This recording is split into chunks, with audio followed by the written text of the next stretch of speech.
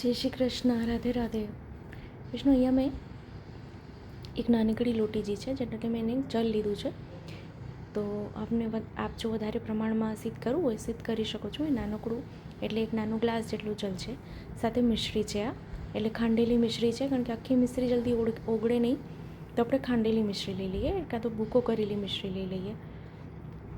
તો આ મિશ્રીને આપણે સરખી ઓગાળી લેવાની છે. અને સરખે એટલે નોર્મલ આપણું જે જલ હોય, હવે જો આપણે પન્ના ઠાકુરજીને હવે નિત્ય નિયમની સેવામાં હવે પન્ના રોજ આવશે શ્રી પ્રભુને ભોગ ધરવામાં.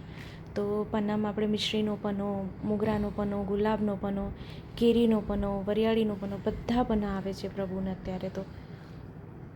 તો એમાં સાથે 1 ચમચી ગુલાબ જળ પધરાવી દેવાનું છે સુગંધી માટે, અને સાથે એમાં એલચીનો ભૂકો ચપટી કેવું પધરાવી દેવાનું છે.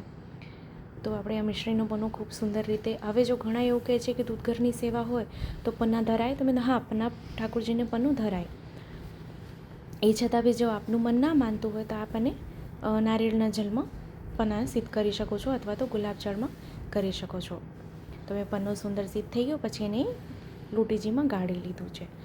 તો ખસનો પન્નો બી બહુ સુંદર થાય છે, એનો વિડીયો શેર કર્યો છે, ફરી આપ સાથે શેર કરીશ. તો અત્યારે શ્રી પ્રભુને શીતલતા પ્રદાન કરે એવી ખૂબ સુંદર મિશ્રીનો પન્નો અહીંયા સિદ્ધ થઈ ગયો છે.